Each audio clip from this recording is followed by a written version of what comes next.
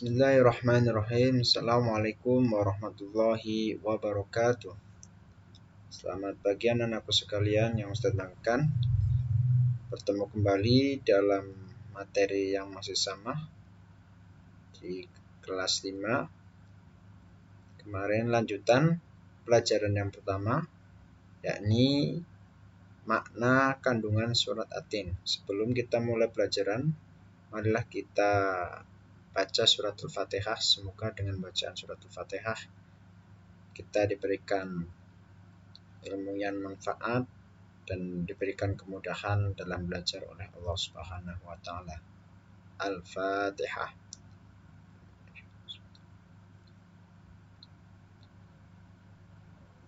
Terima kasih anak-anakku sekalian.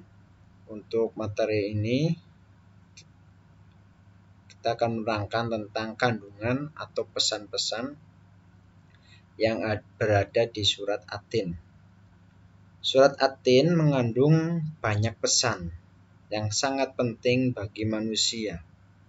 Manusia adalah makhluk Allah yang paling sempurna bentuknya. Allah juga mengingatkan bahwa banyak manusia yang menjadi makhluk yang hina karena perilaku mereka yang tercela. Allah hanya akan memberikan pahala kepada orang yang beriman dan berbuat kebaikan. Marilah kita pahami arti pada setiap ayatnya. Ayat yang pertama, coba kalian lihat di monitor kalian, bahwasanya ayat yang pertama Allah menjelaskan bersumpah dengan buah tin dan buah zaitun. Sumpah menunjukkan kesungguhan Allah Subhanahu wa taala di dalam memberikan peringatan kepada manusia. Ayat ini ditujukan kepada bangsa Arab waktu itu. Buah tin dan buah zaitun merupakan tanaman yang paling dikenal di Jazirah Arab atau di wilayah Arab. Dan juga banyak kandungan manfaatnya. Dengan begitu, mereka bisa memahami makna sumpah Allah Subhanahu wa taala tersebut. Ayat yang kedua,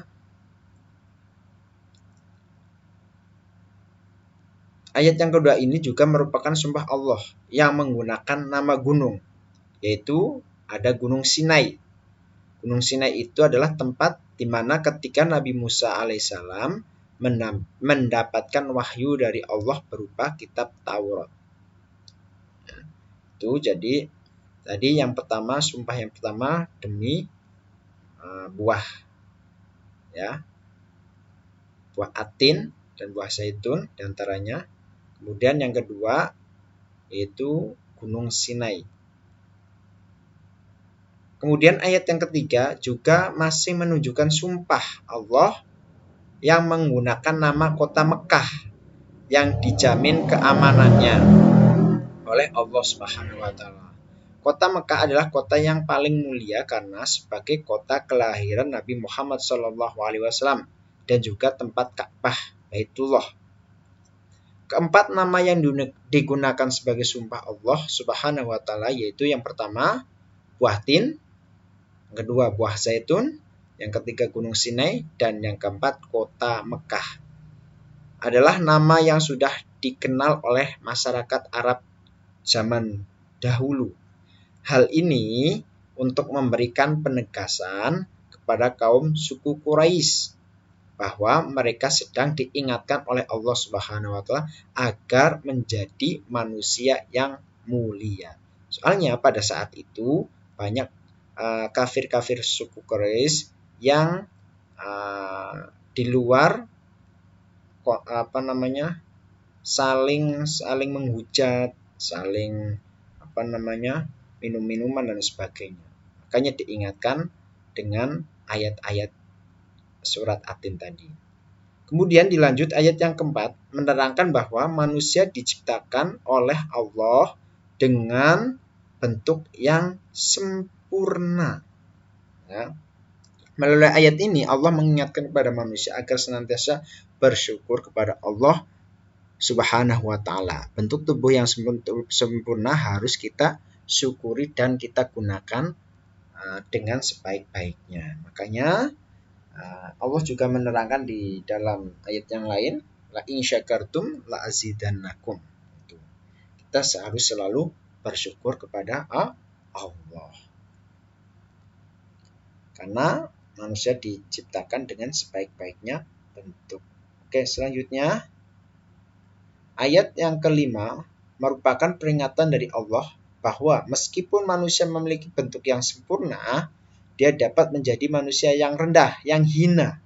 Manusia yang tidak menyadari kesempurnaannya sebagai makhluk ciptaannya akan mudah dipengaruhi oleh hawa nafsunya yang menyebabkan bisa perbuatan jahat, tercela, ataupun kejahatan dan kemaksiatan. Itulah yang menyebabkan manusia jatuh ke dalam kehinaan. Makanya waspada dengan kesempurnaan bentuk kita, dengan keelokan wajah kita dan lain sebagainya, kita juga harus selalu bersyukur yang pertama, dan juga harus jangan terpengaruhi oleh hawa nafsunya. Kenapa? Kalau sudah mengikuti hawa nafsu, maka akan menyebabkan sebuah kejahatan. Nah, kejahatan itu akan menghancurkan kita dan akan jatuh ke dalam lubang kehinaan. Itu ayat yang kelima.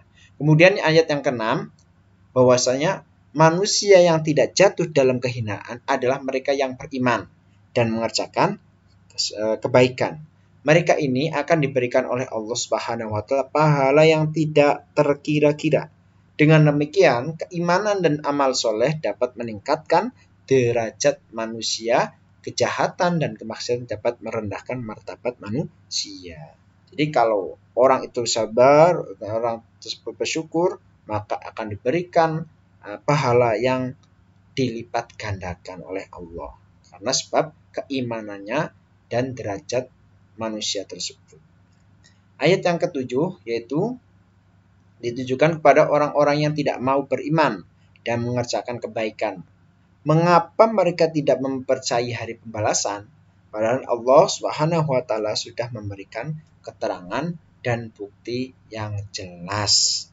Ya, bukti-bukti yang jelas apa? Seperti Allah menciptakan manusia, alam seisinya. Itu untuk apa? Untuk kita syukuri, untuk kita lihat Allah itu Maha Agung, Maha yang menciptakan alam dan seisinya. Makanya kita harus mengagukan Allah karena dan juga mempercayai hari pembalasan. Amal baik akan dibalas dengan pahala yang berlipat. Amal buruk akan dibalas dengan kehinaan atau siksa, seperti itu, ya. Dan ayat yang terakhir atau yang ke-8 yaitu menyatakan dengan pertanyaan bahwa Allah adalah Tuhan yang maha adil dalam memberikan pembalasan. Orang-orang yang beriman kepada Allah dan memperbanyak amal kebaikan akan mendapatkan pahala yang banyak. Sebaliknya, orang-orang yang melakukan kemaksiatan dan kejahatan bagi mereka tempat yang hina baik di dunia maupun akhir. Jadi dalam kaitannya bahwa bahwa Allah Subhanahu wa taala itu zat yang maha adil dan maha bijaksana, yaitu hakim yang seadil-adilnya, yaitu Allah. Ketika kita mengamalkan kebaikan, maka Allah akan memberikan surga. Tapi kalau kita mengamalkan kejelekan, kita akan dibalas dengan siksa atau neraka. Na'udzubillah min dzalik. Oke, itu adalah arti atau isi per ayat. Sekarang isi secara keseluruhan atau kandungan dari makna tersebut. Yang pertama, manusia adalah makhluk Allah yang paling sempurna. Ya, betul. Yang kedua, manusia dapat jatuh menjadi makhluk yang hina karena perbuatannya mereka sendiri. Yang ketiga, Allah memuliakan dan memberikan pahala berlipat ganda kepada orang-orang yang beriman dan mengerjakan amal kebajikan. Yang keempat, orang-orang yang tidak mempercayai atau mendustakan Allah Subhanahu wa taala akan mendapatkan pembalasan pada hari kiamat. Oke, itu adalah materi kita. Coba nanti untuk present atau daftar hadir bisa diisi di dalam kolom komentar ya. Dan juga untuk tugas pada hari ini sedikit aja untuk kalian. Coba kalian memfoto kegiatan saling memberi kepada orang lain yang membutuhkan, semisal memberi sedikit makanan kepada fakir miskin, kepada tetangga, ataupun mengasih lebih uang saku kita kepada anak teman-teman kita yang yatim, ya seperti itu, ataupun fakir. Mungkin itu yang dapat Ustadz sampaikan. Semoga bisa bermanfaat buat kita semuanya. Kita akhiri dengan bacaan alhamdulillah bersama-sama.